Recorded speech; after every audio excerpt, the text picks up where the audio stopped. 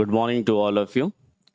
बेटा, रिसेंटली ये supreme court का जजमेंट आया है with respect to Aligarh Muslim University. तो हम इसके बारे में जानते हैं जजमेंट क्या है और ये सुप्रीम कोर्ट ने क्या कहा है, इसका बैकग्राउंड क्या है, ये सब हम डिस्कस करेंगे इस पर्टिकुलर लेक्चर में। थोड़ा पहले बैकग्राउंड चेक कर लेते हैं। बेटा, एक बहुत इमिनेंट लीडर थे सर सैयद अहमद खान। इन्होंने इस्टेब्लिश करा था एक इंस्टीट्यूशन, नाम था मोहम्मदन एंग्लो ओरिएंटल कॉलेज। ये बात है 1875 की। इनका ये मानना था कि ये जो वेस्टर्न एजुकेशन है, जो साइंस के बेस पर है और जो मतलब कि ब्रिटिश मॉडल है एजुकेशन सिस्टम का, उसको हम इंडिया में भी इस्टेब्लिश करें और ताकि यहाँ की मुस्लिम कम्युनिटी को भी एजुकेशन दिया जाए। तो उन्होंने इस पर्टिकुलर इंस्टीट्यूशन को इस्टेब्लिश किया। बेटा, ये जो इंस्टीट्यूशन है ये यूपी के एक पर्टिकुलर रीजन अलीगढ़ में इस्टेब्लिश करा। बात है 1920 का, और आपको तो पता ही होगा उस समय ब्रिटिश रूल चलता था। तो उन्होंने क्या किया, अलीगढ़ मुस्लिम यूनिवर्सिटी एक्ट को पास किया और यहाँ पर जो नाम था उसको चेंज करके नाम रख दिया अलीगढ़ मुस्लिम यूनिवर्सिटी। तो कहानी शुरू हुई थी मोहम्मदन एंग्लो ओरिएंटल कॉलेज से और फिर यहाँ पर 1920 में नाम को चेंज करके रख दिया गया अलीगढ़ मुस्लिम यूनिवर्सिटी। देश आजाद हुआ। अब कॉन्स्टिट्यूशन भाई कमेंस हुआ। अब यहाँ पर हम कुछ कॉन्स्टिट्यूशन प्रोविजंस पढ़ लेते हैं इन द पर्टिकुलर आर्टिकल, क्योंकि इनका बाद में यूज भी है। देखो, आर्टिकल 30 क्लॉज 1 ये कहता है, it empowers the religious and linguistic minorities the right to establish and manage the educational institution to preserve their educational and cultural values. यानी जो माइनॉरिटीज हैं रिलीजियस एंड लिंग्विस्टिक बेस की, अगर वो एजुकेशनल इंस्टीट्यूशन सेटअप करना चाहते हैं, establish करना चाहते हैं to preserve their education and cultural values, तो वो कर सकते हैं। ये राइट जो माइनॉरिटीज कम्युनिटी को दिया जाता है, it is under the article 30 clause 1। Article 28 ये कहता है, religious instructions is prohibited in state funded educational institution. जो भी इंस्टीट्यूशन है जहां पर स्टेट फंड करता है, स्टेट इनको ग्रांट्स देता है, तो वहां पे रिलीजियस इंस्ट्रक्शन प्रोहिबिटेड है। तो एएमयू भी था, तो वहां पर भी भाई स्टेट फंड करता था। तो 1951 में अमेंड किया गया ये इंपीरियल लॉ की। ये 1920 वाला जो एक्ट है उसमें तो भाई ब्रिटिश ने इसको पास किया था ना, तो इसीलिए उसमें चेंजेस लाए और यहाँ पर ये कहा गया कि अब कंपलसरी रिलीजियस इंस्ट्रक्शन जो मुस्लिम स्टूडेंट्स को दिया जाता है उसको नहीं देना होगा, क्योंकि ये जो इंस्टीट्यूशन है ये भाई यहाँ पर फंड कौन करता है, स्टेट करता है। तो ये जो रिलीजियस इंस्ट्रक्शन है यहाँ पर नहीं देना है। बात है 1967 की। इन दिस केस अजीज बादशाह वर्सेस यूनियन ऑफ इंडिया, जहां 5 जजेस की बेंच ने ये कहा, AMU was neither established nor administered by the Muslim minority and cannot claim the protection under the Article 30 Clause 1, जो अभी हमने पढ़ा। सुप्रीम कोर्ट का ये कहना था कि AMU जो है ये एक सेंट्रल यूनिवर्सिटी है और ये माइनॉरिटी इंस्टीट्यूशन नहीं है, क्योंकि इसको इस्टेब्लिश किया गया है under the AMU act 1920।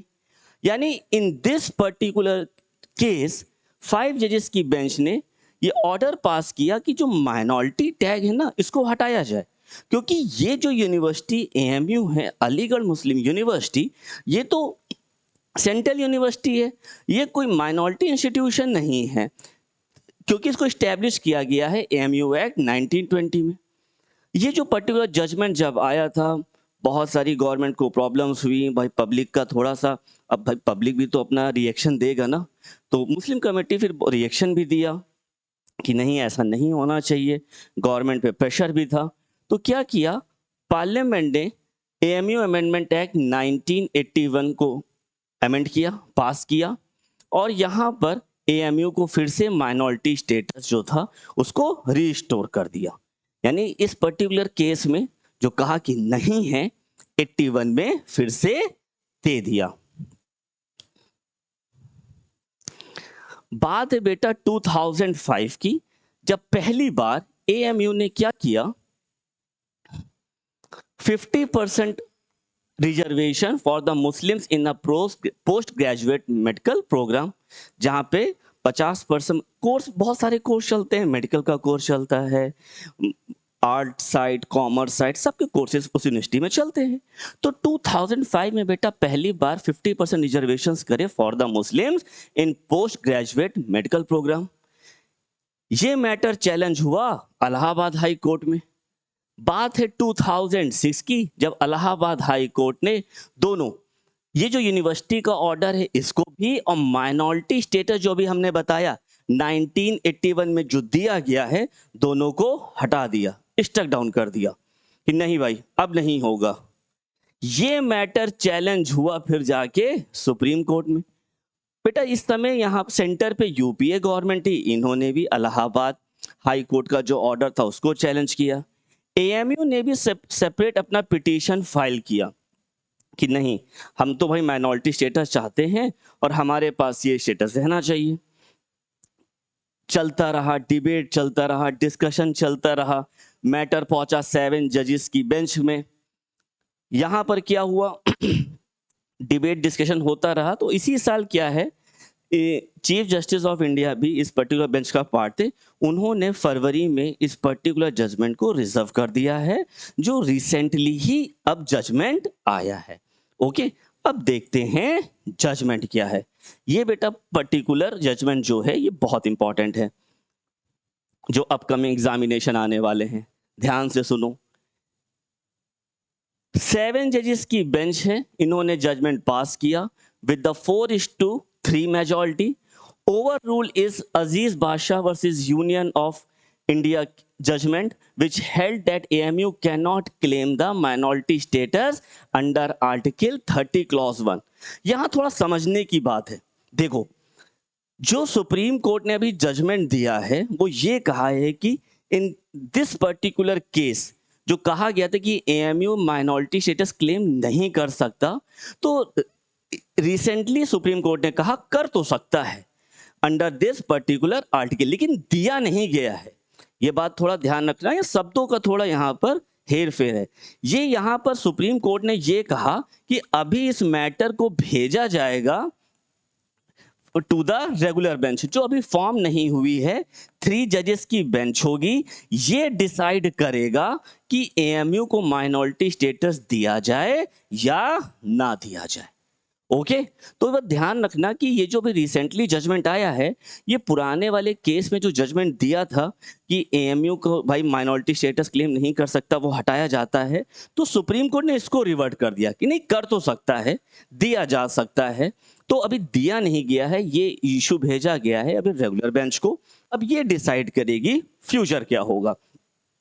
Chief justice of India ने ये कहा कि आप इस यूनिवर्सिटी को पहले देखो, इसका ओरिजिन कब हुआ था। तो अभी मैंने आपको बताया ना, इसका ओरिजिन हुआ था 1875 से।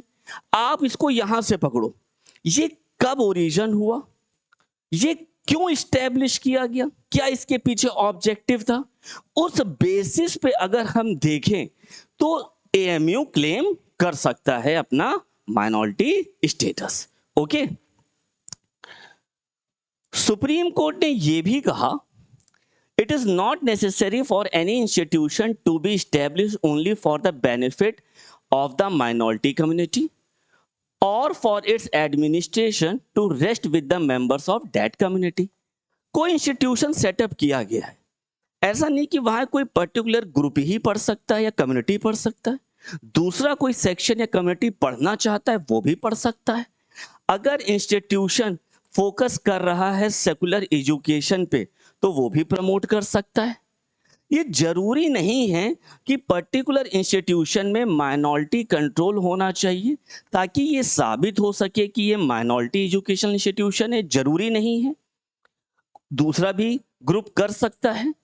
यहां पे सुप्रीम कोर्ट ने एक और बात कही कि गवर्नमेंट भी रेगुलेट इस माइनॉरिटी एजुकेशन इंस्टीट्यूशंस को कर सकती है, लेकिन हाँ, गवर्नमेंट को यह ध्यान रखना चाहिए as long as it does not infringe the character of such institution.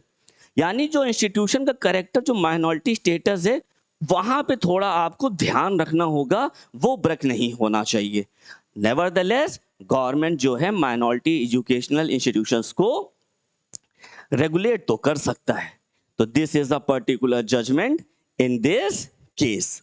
Hope you get it very well. अगर आपको तब भी कोई प्रॉब्लम है, आप हमसे SPM IAS Academy में कांटेक्ट कर सकते हैं। Thank you to all of you. Have a nice day.